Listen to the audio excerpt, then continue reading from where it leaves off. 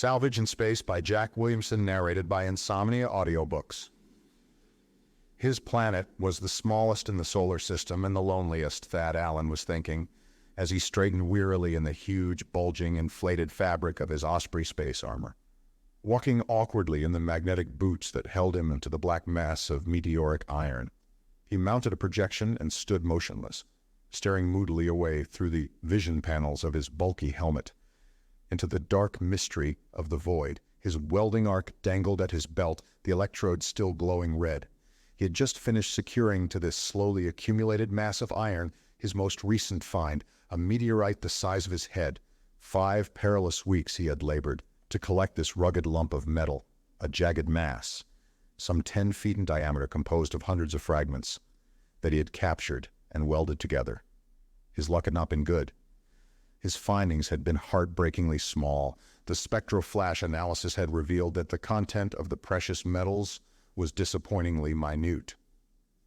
On the other side of this tiny sphere of hard-won treasure, his Millen atomic rocket was sputtering, spurts of hot blue flame jetting from its exhaust. A simple mechanism bolted to the first sizable fragment he had captured.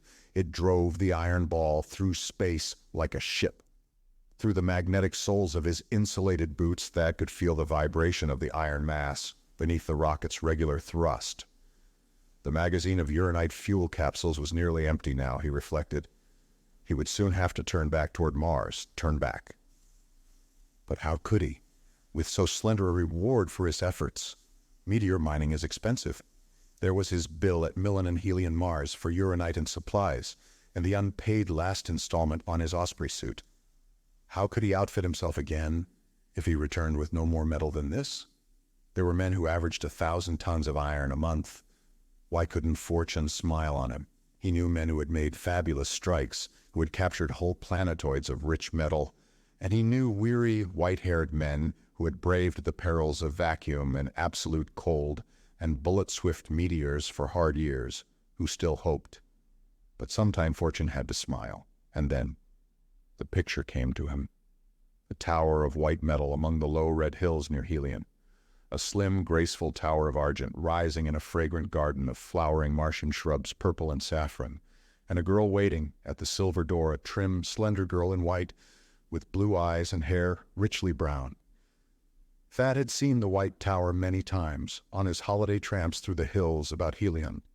He had even dared to ask if it could be bought, to find that its price was an amount that he might not amass in many years at his perilous profession.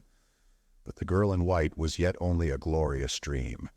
The strangeness of interplanetary space and the somber mystery of it pressed upon him like an illimitable and deserted ocean. The sun was a tiny white disk on his right, hanging between rosy coronal wings. His native Earth, a bright greenish point suspended in the dark gulf below it.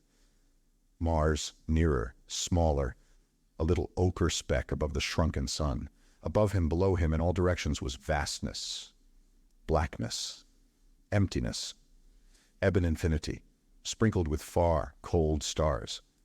Thad was alone, utterly alone. No man was visible in all the supernal vastness of space, and no work of man save the few tools of his daring trade and the glittering little rocket bolted to the black iron behind him. It was terrible to think that the nearest human being must be tens of millions of miles away. On his first trips, the loneliness had been terrible, unendurable. Now he was becoming accustomed to it. At least he no longer feared that he was going mad.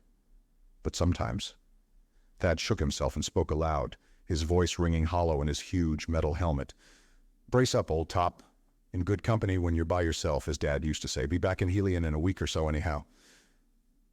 Look up Dan and Chuck and the rest of the crowd again at Comet's place. What price a friendly boxing match with Mason, or an evening at the Teleview Theater? Fresh air instead of this stale synthetic stuff, real food in place of these tasteless concentrates. A hot bath instead of greasing yourself. Too dull out here. Life," he broke off, set his jaw. "No use thinking about such things. Only made it worse. Besides, how did he know that a whirring meteor wasn't going to flash him out before he got back?" He drew his right arm out of the bulging sleeve of the suit into its ample interior, found a cigarette in an inside pocket, and lighted it. The smoke swirled about in the helmet, drawn swiftly into the air filters. Darn clever, these suits, he murmured. Food, smokes, water generator, all where you can reach them.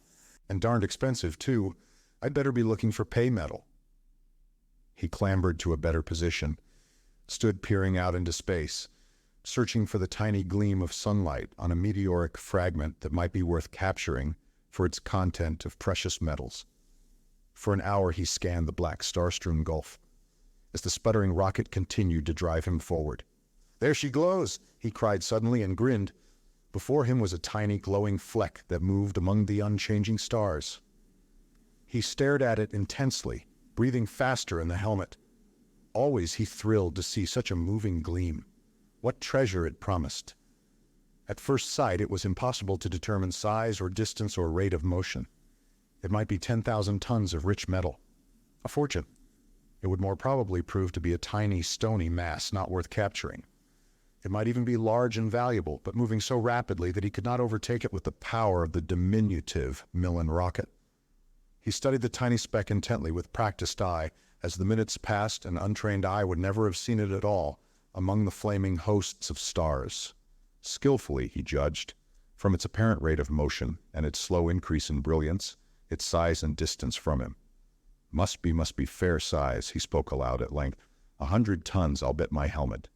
But scooting along pretty fast. Stretched the little old rocket to run it down. He clambered back to the rocket, changed the angle of the flaming exhaust to drive him directly across the path of the object ahead. Filled the magazine again with the little pellets of uranite, which were fed automatically into the combustion chamber and increased the firing rate. The trailing blue flame reached farther backward from the incandescent orifice of the exhaust. The vibration of the metal sphere increased. Thad left the sputtering rocket and went back where he could see the object before him. It was nearer now, rushing obliquely across his path. Would he be in time to capture it as it passed, or would it hurtle by ahead of him and vanish in the limitless darkness of space before his feeble rocket could check the momentum of his ball of metal? He peered at it. As it drew closer, its surface seemed oddly bright, silvery, not the dull black of meteoric iron, and it was larger, more distant than he had thought at first. In form, too, it seemed curiously regular, ellipsoid. It was no jagged mass of metal. His hopes sank, rose again immediately. Even if it were not the mass of rich metal for which he had prayed, it might be something as valuable and more interesting. He returned to the rocket, adjusted the angle of the nozzle again, and advanced the firing time slightly, even at the risk of a ruinous explosion. When he returned to where he could see the hurtling object before him, he saw that it was a ship, a tapering, silver-green rocket flyer. Once more his dreams were dashed. The officers of interplanetary liners lose no love upon the meteor miners, claiming that their collected masses of metal, almost helpless, always underpowered, are menaces to navigation. Thad could expect nothing from the ship save a heliographed warning to keep clear. But how came a rocket flyer here, in the perilous swarms of the meteor belt? Many a vessel had been destroyed by collision with an asteroid, in the days before charted lanes were cleared of drifting metal. The lanes more frequently used, between Earth, Mars, Venus, and Mercury, were of course far inside the orbits of the asteroids, and the few ships running to Jupiter's moons avoided them by crossing millions of miles above their plane. Could it be that legendary green ship, said once to have mysteriously appeared, sliced up and drawn within her hull several of the primitive ships of that day, and then disappeared forever after in the remote wastes of space? Absurd, of course. He dismissed the idle fancy and examined the ship still more closely. And he saw that it was turning end over end very slowly. That meant that its gyros were stopped, that it was helpless, drifting, disabled, powerless to avoid hurtling meteoric stones. Had it blundered unawares into the belt of swarms, been struck before the danger was realized? Was it a derelict, with all dead upon it? Either the ship's machinery was completely wrecked, Thad knew, or there was no one on watch. For the controls of a modern rocket flyer are so simple and so nearly automatic that a single man at the bridge can keep a vessel upon her course. It might be, he thought, that a meteorite had ripped open the hull, allowing the air to escape so quickly that the entire crew had been asphyxiated before any repairs could be made. But that seemed unlikely, since the ship must have been divided into several compartments by airtight bulkheads. Could the vessel have been deserted for some reason? The crew might have mutinied and left her in the life tubes. She might have been robbed by pirates and set adrift. But with the space lanes policed as they were, piracy and successful mutiny were rare. Thad saw that the flyer's navigation lights were out. He found the heliograph signal mirror at his side, sighted it upon the ship, and worked the mirror rapidly. He waited, repeated the call. There was no response. The vessel was plainly a derelict. Could he board her and take her to Mars? By law, it was his duty to attempt to aid any helpless ship, or at least to try to save any endangered lives upon her. And the salvage award, if the ship should be deserted and he could bring her safe to port, would be half her value. No mean prize, that. Half the value of ship and cargo. More than he was apt to earn in years of mining the meteor belt. With new anxiety, he measured the relative motion of the gleaming ship. It was going to pass ahead of him, and very soon. No more time for speculation. It was still uncertain whether it would come near enough so that he could get a line to it. Rapidly, he unslung from his belt the apparatus he used to capture meteors, a powerful electromagnet with a thin, strong wire fastened to it, to be hurled from a helix gun. He set the drum on which the wire was wound upon the metal at his feet, fastened it with its magnetic anchor, wondering if it would stand the terrific strain when the wire tightened. Raising the helix to his shoulder, he trained it upon a point well ahead of the rushing flyer, and stood waiting for the exact moment to press the lever. The slender spindle of the ship was only a mile away now, bright in the sunlight. He could see no break in her polished hull, save for the dark rows of circular ports. She was not by any means completely wrecked. He read the black letters of her name, Red Dragon. The name of her home port below was in smaller letters, but in a moment he made them out. San Francisco. The ship then came from the Earth, from the very city where Thad was born. The gleaming hull was near now, only a few hundred yards away, passing. Aiming well ahead of her, to allow for her motion, Thad pressed the key that hurled the magnet from the helix. It flung away from him, the wire screaming from the reel behind it. Thad's mass of metal swung on past the ship as he returned to the rocket and stopped its clattering explosions. He watched the tiny black speck of the magnet. It vanished from sight in the darkness of space, appeared again against the white burnished hull of the rocket ship. For a painful instant he thought he had missed. Then he saw that the magnet was fast to the side of the flyer, near the stern. The line tightened. Soon the strain would come upon it, as it checked the momentum of the mass of iron. He set the friction brake. Thad flung himself flat, grasped the wire above the reel. Even if the mass of iron tore itself free, he could hold to the wire and himself reach the ship. He flung past the deserted vessel. Behind it, his lump of iron swung like a pebble in a sling.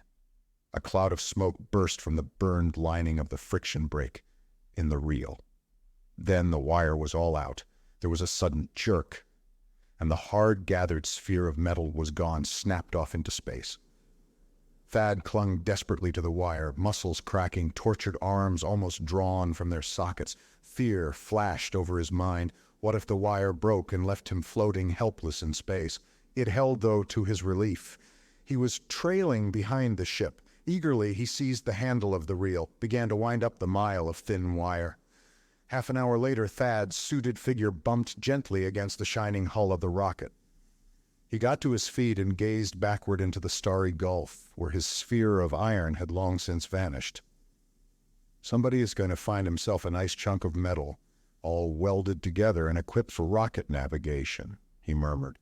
As for me, well, I've simply got to run this tub to Mars. He walked over the smooth, refulgent hull, held to it by magnetic soles. Nowhere was it broken, though he found scars where small meteoric particles had scratched the brilliant polish. So no meteor had wrecked the ship. What then was the matter? Soon he would know. The Red Dragon was not large, 130 feet long, Thad estimated, with a beam of 25 feet. But her trim lines bespoke design recent and good. The double ring of black projecting rockets at the stern told of unusual speed. A pretty piece of salvage, he reflected, if he could land her on Mars. Half the value of such a ship, unharmed and safe in port, would be a larger sum than he dared put in figures, and he must take her in now that he had lost his own rocket. He found the life tubes, 6 of them, slender silvery cylinders lying secure in their niches, 3 along each side of the flyer. None was missing. So the crew had not willingly deserted the ship. He approached the main airlock at the center of the hull behind the projecting dome of the bridge. It was closed. A glance at the dials told him there was full air pressure within it. It had then last been used to enter the rocket, not to leave it. That opened the exhaust valve. Let the air hiss from the chamber of the lock. The huge door swung open in response to his hand upon the wheel, and he entered the cylindrical chamber. In a moment the door was closed behind him. Air was hissing into the lock again. He started to open the faceplate of his helmet, longing for a breath of air that did not smell of sweat and stale tobacco smoke, as that in his suit always did, despite the best chemical purifiers. Then he hesitated, perhaps some deadly gas from the combustion chambers. Thad opened the inner valve and came upon the upper deck of the vessel. A floor ran the full length of the ship, broken with hatches and companionways that gave to the rocket rooms, cargo holds, and quarters for crew and passengers below. There was an enclosed ladder that led to bridge and navigating room in the dome above. The hull formed an arched roof over it. The deck was deserted, lit only by 3 dim blue globes hanging from the curved roof. All seemed in order, the firefighting equipment hanging on the walls, and the huge metal patches and welding equipment for repairing breaks in the hull. Everything was clean, bright with polish or new paint, and all was very still. The silence held a vague, brooding threat that frightened Thad, made him wish for a moment that he was back upon his rugged ball of metal. But he banished his fear and strode down the deck. Midway of it he found a dark stain upon the clean metal, the black of long-dried blood, a few tattered scraps of cloth beside it, no more than bloody rags, and a heavy meat cleaver, half hidden beneath a bit of darkened fabric. Mute record of tragedy. Thad strove to read it. Had a man fought here and been killed? It must have been a struggle of peculiar violence, to judge by the dark, spattered stains, and the indescribable condition of the remnants of clothing. But what had he fought? Another man or something? And what had become of victor and vanquished? He walked on down the deck. The torturing silence was broken by the abrupt patter of quick little footsteps behind him. He turned quickly, nervously, with a hand going instinctively to his welding arc, which, he knew, would make a fairly effective weapon. It was merely a dog. A little dog, yellow, nondescript, pathetically delighted. With a sharp, eager bark it leaped up at Thad, pawing at his armor and licking it, standing on its hind legs and reaching toward the visor of his helmet. It was very thin, as if from long starvation. Both ears were ragged and bloody, and there was a long, unhealed scratch across the shoulder, somewhat inflamed, but not a serious wound. The bright, eager eyes were alight with joy, but Thad thought he saw fear in them, and even through the stiff fabric of the osprey suit, he felt that the dog was trembling. Suddenly, with a low whine, it shrank close to his side, and another sound reached Thad's ears. A cry, weird and harrowing beyond telling. A scream so thin and so high that it roughened his skin, so keenly shrill that it tortured his nerves. A sound of that peculiar frequency that is more agonizing than any bodily pain. When silence came again, Thad was standing with his back against the wall, the welding arc in his hand. His face was cold with sweat, and a queer chill prickled up and down his spine. The yellow dog crouched whimpering against his legs. Ominous, threatening stillness filled the ship again, disturbed only by the whimpers and frightened growls of the dog. Trying to calm his overwrought nerves, Thad listened, strained his ears. He could hear nothing, and he had no idea from which direction the terrifying sound had come. A strange cry. Thad knew it had been born in no human throat, nor in the throat of any animal he knew. It had carried an alien note that overcame him with instinctive fear and horror. What had voiced it? Was the ship haunted by some dread entity? For many minutes Thad stood upon the deck, waiting, tensely grasping the welding tool, but the nerve-shattering scream did not come again, nor any other sound. The yellow dog seemed half to forget its fear. It leaped up at his face again with another short little bark. The air must be good, he thought, if the dog could live in it. He unscrewed the faceplate of his helmet and lifted it. The air that struck his face was cool and clean. He breathed deeply, gratefully. And at first he did not notice the strange odor upon it, a curious, unpleasant scent, earthly, almost fetid, unfamiliar. The dog kept leaping up, whining. "Hungry boy?" Thad whispered. He fumbled in the bulky inside pockets of his suit, found a slab of concentrated food, and tossed it out through the opened panel. The dog sprang upon it, wolfed it eagerly, and came back to his side. Thad said at once about exploring the ship. First, he ascended the ladder to the bridge. A metal dome covered it, studded with transparent ports. Charts and instruments were in order, and the room was vacant, heavy with the fatal silence of the ship. Thad had no expert's knowledge of the flyer's mechanism, but he had studied interplanetary navigation to qualify for his license to carry masses of metal under rocket power through the space lanes and into planetary atmospheres. He was sure he could manage the ship if its mechanism were in good order, though he was uncertain of his ability to make any considerable repairs. To his relief, a scrutiny of the dials revealed nothing wrong. He started the gyro motors, got the great wheels to spinning, and thus stopped the slow end-over-end turning of the flyer. Then he went to the rocket controls, warmed 3 of the tubes, and set them to firing. The vessel answered readily to her helm. In a few minutes, he had the red fleck of Mars over the bow. "Yes, I can run her all right," he announced to the dog, which had followed him up the steps, keeping close to his feet. "Don't worry, old boy. We'll be eating a juicy beefsteak together in a week at Comet's place in Helion down by the canal. Not much style, but the eats. And now we're going to do a little detective work and find out what made that disagreeable noise and what happened to all your fellow astronauts. Better find out before it happens to us." He shut off the rockets and climbed down from the bridge again. When Thad started down the companionway to the officers' quarters, in the central one of the 5 main compartments of the ship, the dog kept close to his legs, growling, trembling, hackles lifted.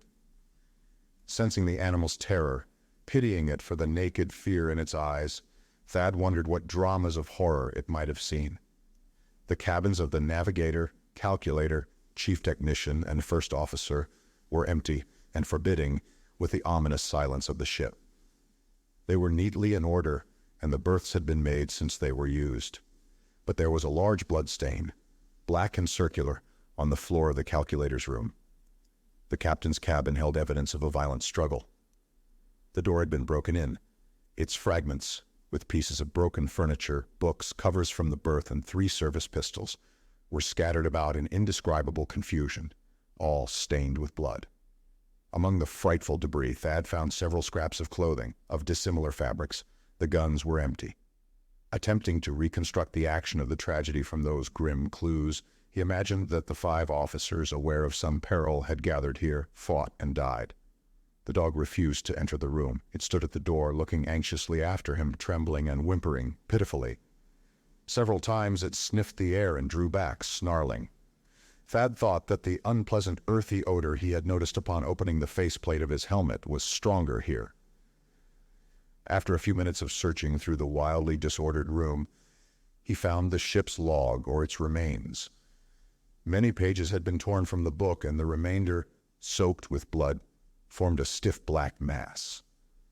Only one legible entry did he find, that on a page torn from the book, which somehow had escaped destruction. Dated 5 months before, it gave the position of the vessel and her bearings. She was then just outside Jupiter's orbit, earthward bound, and concluded with a remark of sinister implications.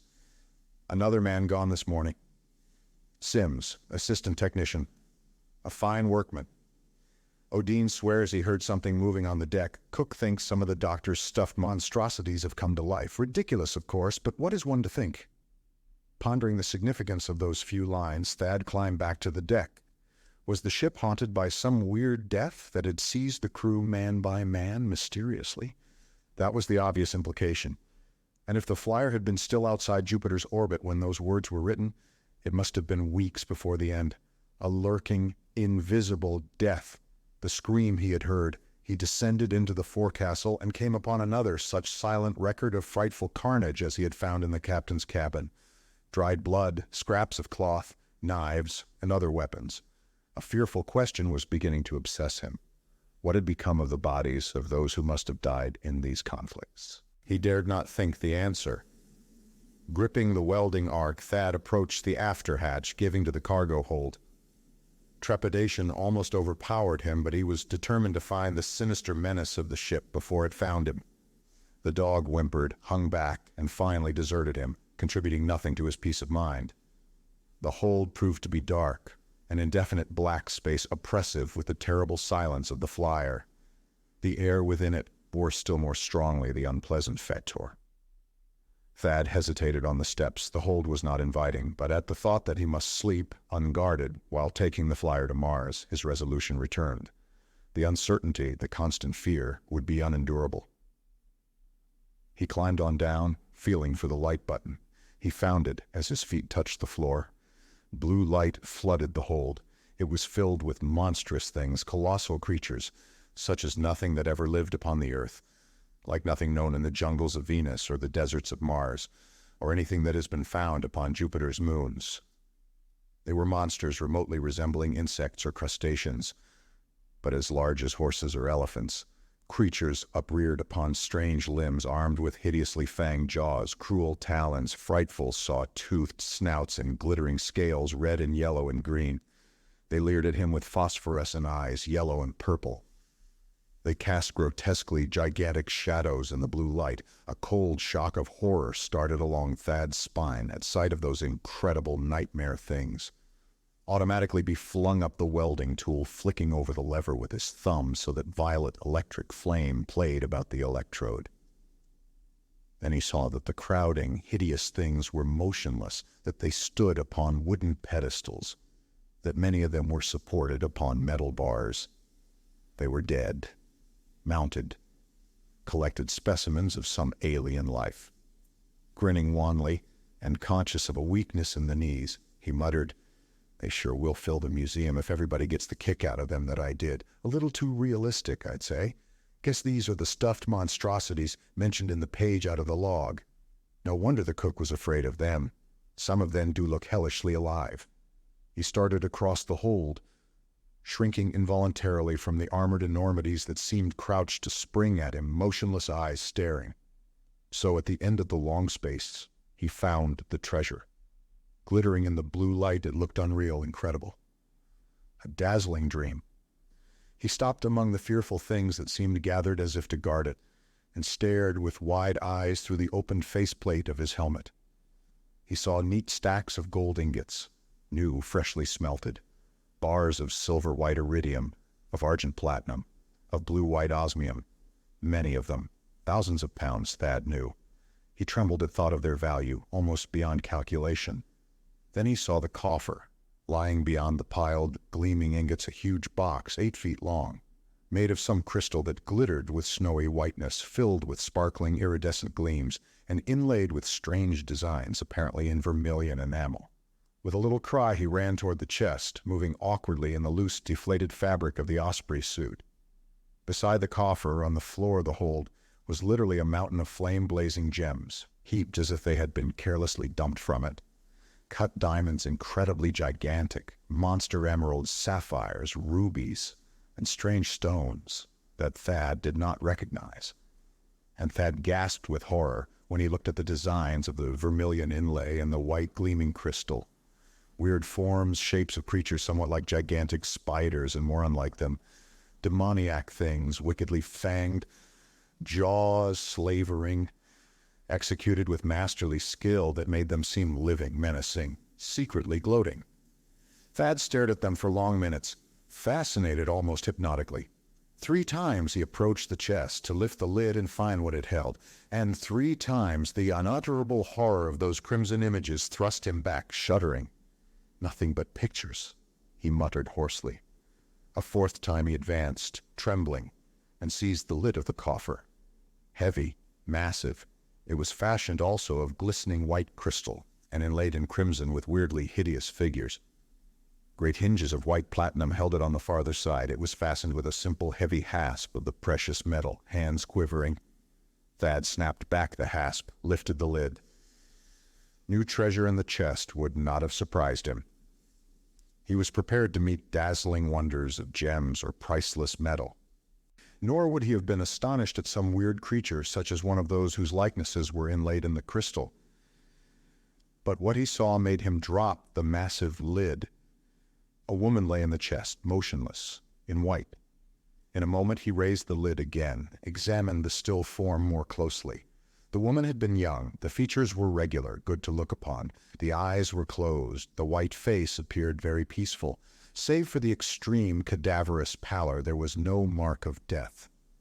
With a fancy that the body might be miraculously living, sleeping, Thad thrust an arm out through the opened panel of his suit and touched a slender, bare white arm. It was stiff, very cold. The still pallid face was framed in fine brown hair. The fair, small hands were crossed upon the breast, over the simple white garment. A queer ache came into his heart. Something made him think of a white tower in the red hills near Helion, and a girl waiting in its fragrant garden of saffron and purple, a girl like this. The body lay upon a bed of blazing jewels. It appeared, Thad thought, as if the pile of gems upon the floor had been hastily scraped from the coffer to make room for the quiet form. He wondered how long it had lain there. It looked as if it might have been living but minutes before, some preservative.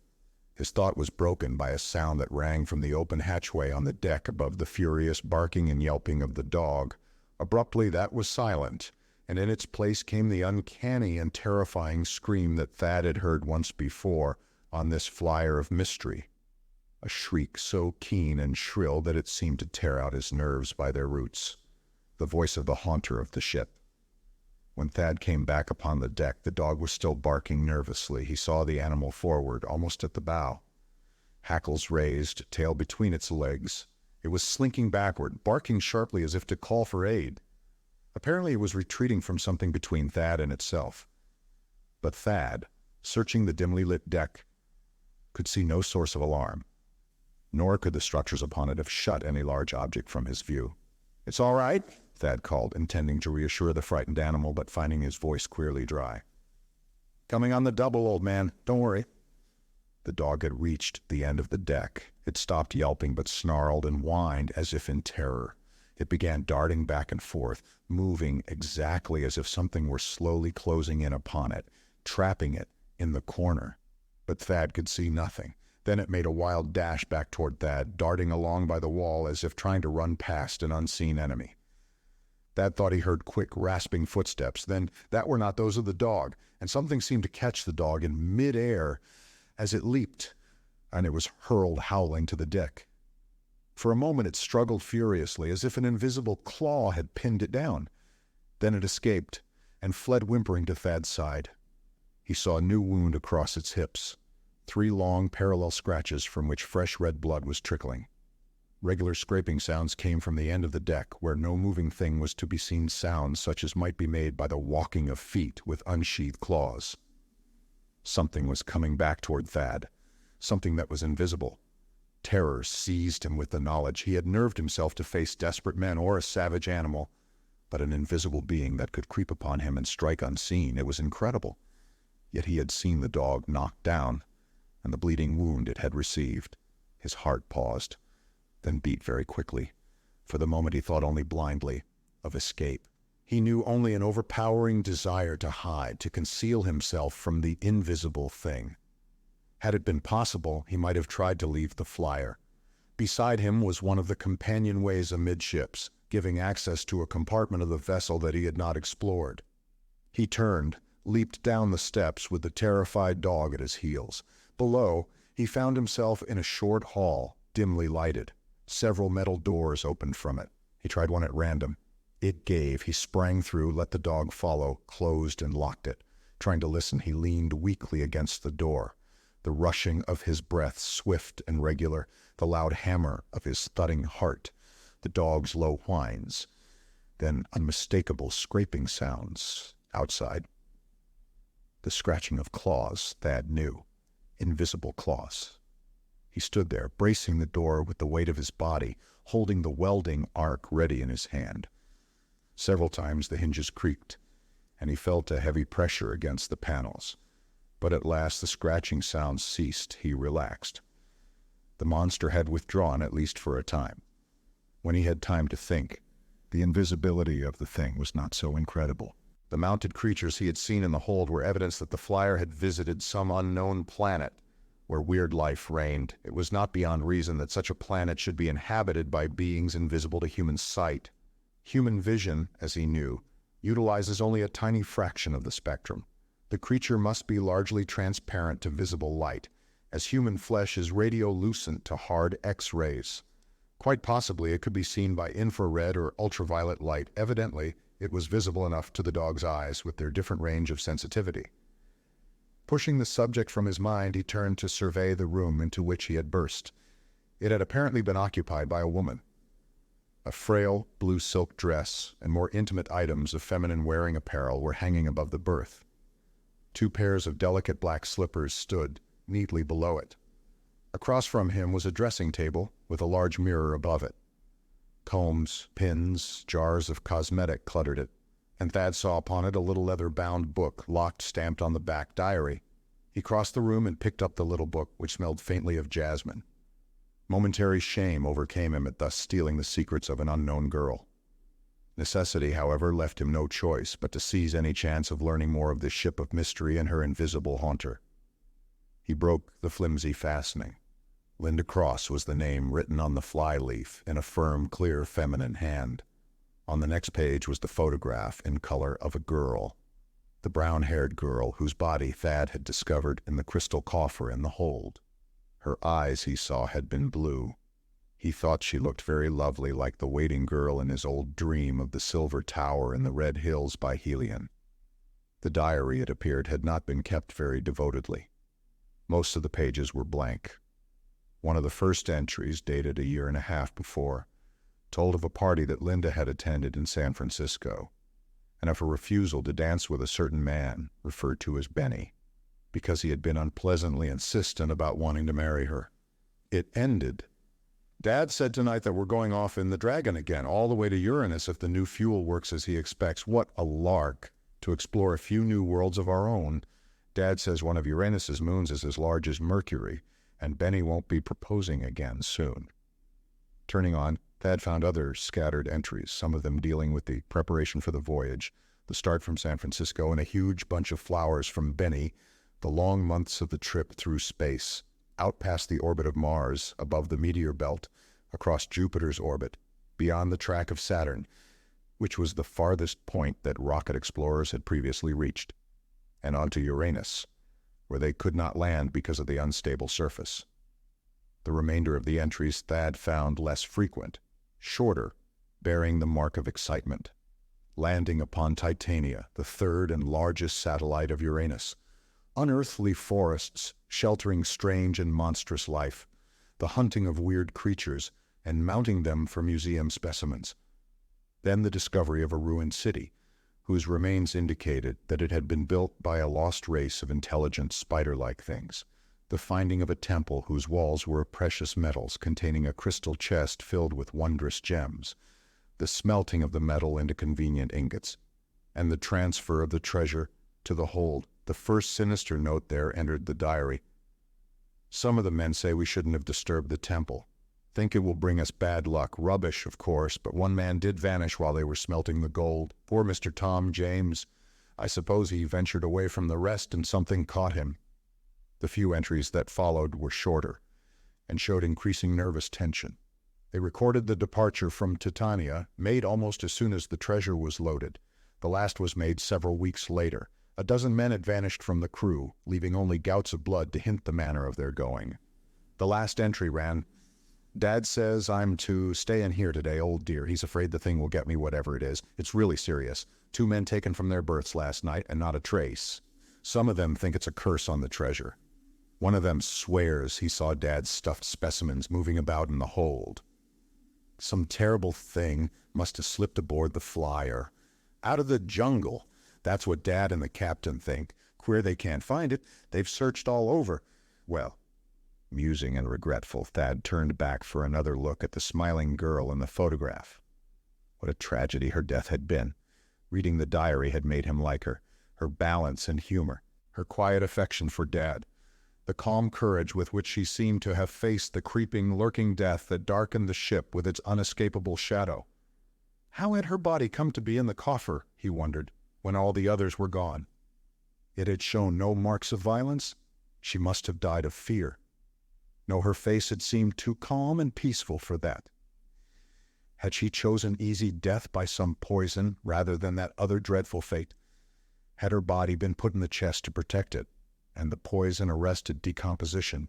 Thad was still studying the picture, thoughtfully and sadly, when the dog, which had been silent, suddenly growled again and retreated from the door toward the corner of the room. The invisible monster had returned. Thad heard its claws scratching across the door again, and he heard another dreadful sound, not the long, shrill scream that had so grated on his nerves before, but a short, sharp coughing or barking, a series of shrill, indescribable notes that could have been made by no beast he knew. The decision to open the door cost a huge effort of Thad's will. For hours he had waited, thinking desperately, and the thing outside the door had waited as patiently, scratching upon it from time to time, uttering those dreadful, shrill, coughing cries. Sooner or later, he would have to face the monster. Even if he could escape from the room and avoid it for a time, he would have to meet it in the end. And it might creep upon him while he slept. To be sure, the issue of the combat was extremely doubtful. The monster, apparently, had succeeded in killing every man upon the flyer, even though some of them had been armed. It must be large and very ferocious. But Thad was not without hope. He still wore his osprey suit, the heavy fabric made of metal wires impregnated with a tough, elastic composition, should afford considerable protection against the thing. The welding arc, intended to fuse refractive meteoric iron, would be no mean weapon at close quarters. And the quarters would be close, if only he could find some way to make the thing visible. Paint, or something of the kind, would stick to its skin. His eyes, searching the room, caught the jar of face powder on the dressing table. Dash that over it. It ought to stick enough to make the outline visible. So at last, holding the powder ready in one hand, he waited until a time when the pressure upon the door had just relaxed, and he knew the monster was waiting outside. Swiftly he opened the door. Thad had partially overcome the instinctive horror that the unseen being had first aroused in him, but it returned in a sickening wave when he heard the short, shrill, coughing cries, hideously eager, that greeted the opening of the door, and the quick rasping of naked claws upon the floor, sounds from nothingness. He flung the powder at the sound. A form of weird horror materialized before him, still half invisible, half outlined with the white film of adhering powder, gigantic and hideous claws that seemed to reach out of empty air, the side of a huge, scaly body, a yawning, dripping jaw. For a moment Thad could see great, hooked fangs in that jaw. Then they vanished, as if an unseen tongue had licked the powder from them, dissolving it in fluids which made it invisible. That unearthly, half-seen shape leaped at him. He was carried backward into the room, hurled to the floor. Claws were rasping upon the tough fabric of his suit. His arm was seized crushingly in half-visible jaws. Desperately, he clung to the welding tool. The heated electrode was driven toward his body. He fought to keep it away. He knew that it would burn through even the insulated fabric of his suit. A claw ripped savagely at his side. He heard the sharp, rending sound as the tough fabric of his suit was torn, and felt a thin pencil of pain drawn along his body, where a claw cut his skin. Suddenly, the suit was full of the earthy fetor of the monster's body, nauseatingly intense. Thad gasped, tried to hold his breath, and thrust upward hard with the incandescent electrode. He felt warm blood trickling from the wound. A numbing blow struck his arm. The welding tool was carried from his hand. Flung to the side of the room, it clattered to the floor, and then a heavy weight came upon his chest, forcing the breath from his lungs. The monster stood upon his body and clawed at him. Thad squirmed furiously. He kicked out with his feet, encountering a great, hard body. Futilely, he beat and thrust with his arms against the pillar-like limb. His body was being mauled, bruised beneath the thick fabric. He heard it tear again along his right thigh, but he felt no pain, and thought the claws had not reached the skin. It was the yellow dog that gave him the chance to recover the weapon. The animal had been running back and forth on the opposite end of the room, fairly howling in excitement and terror. Now, with the mad courage of desperation, it leaped recklessly at the monster.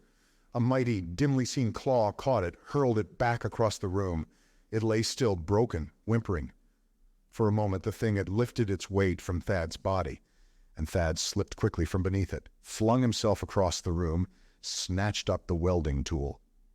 In an instant the creature was upon him again, but he met it with the incandescent electrode. He was crouched in a corner now, where it could come at him from only one direction. Its claws still slashed at him ferociously, but he was able to cling to the weapon and meet each onslaught with hot metal. Gradually, its mad attacks weakened. Then one of his blind, thrusting blows seemed to burn into a vital organ. A terrible choking, strangling sound came from the air, and he heard the thrashing struggles of wild convulsions. At last all was quiet. He prodded the thing again and again with the hot electrode, and it did not move. It was dead. The creature's body was so heavy that Thad had to return to the bridge and shut off the current and the gravity plates along the keel before he could move it. He dragged it to the lock through which he had entered the flyer and consigned it to space. 5 days later, Thad brought the Red Dragon into the atmosphere of Mars. A puzzled pilot came aboard in response to his signals and docked the flyer safely at Helion. Thad went down into the hold again with the astonished port authorities who had come aboard to inspect the vessel. Again, he passed among the grotesque and outrageous monsters in the hold, leading the gasping officers. While they marveled at the treasure, he lifted the weirdly embellished lid of the coffer of white crystal and looked once more upon the still form of the girl within it. Pity stirred him. An ache came in his throat. Linda Cross, so quiet and cold and white and yet so lovely. How terrible her last days of life must have been, with doom shadowing the vessel and the men vanishing mysteriously one by one. Terrible until she had sought the security of death. Strangely, Thad felt no great elation at the thought that half the incalculable treasure about him was now safely his own, as the award of salvage. If only the girl were still living. He felt a poignantly keen desire to hear her voice. Thad found the note when they started to lift her from the chest. A hasty scrawl that lay beneath her head among glittering gems. This woman is not dead. Please have her given skilled medical attention as soon as possible. She lies in a state of suspended animation, induced by the injection of 50 minims of Zeronel.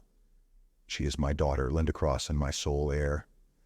I entreat the finders of this to have care given her, and to keep in trust for her such part of the treasure on this ship as may remain after the payment of salvage or other claims. Sometime she will wake, perhaps in a year, perhaps in 100. The purity of my drugs is uncertain, and the injection was made hastily, so I do not know the exact time that must elapse. If this is found, it will be because the lurking thing upon the ship has destroyed me and all my men. Please do not fail me. Levington Cross. Thad bought the white tower of his dreams, slim and graceful in its Martian garden of saffron and purple, among the low ochre hills beside Helion. He carried the sleeping girl through the silver door where the girl of his dreams had waited, and set the coffer in a great vaulted chamber. Many times each day he came into the room where she lay, to look into her pallid face and feel her cold wrist. He kept a nurse in attendance, and had a physician called daily. A long Martian year went by. Looking in his mirror one day, Thad saw little wrinkles about his eyes. He realized that the nervous strain and anxiety of waiting was aging him, and it might be 100 years, he remembered, before Linda Cross came from beneath the drug's influence. He wondered if he should grow old and infirm, while Linda lay still young and beautiful and unchanged in her sleep, if she might awake, after long years, and see in him only a feeble old man. And he knew that he would not be sorry he had waited, even if he should die before she revived. On the next day, the nurse called him into the room where Linda lay. He was bending over her when she opened her eyes. They were blue, glorious. A long time she looked up at him, first in fearful wonder, then with confidence and dawning understanding, and at last she smiled.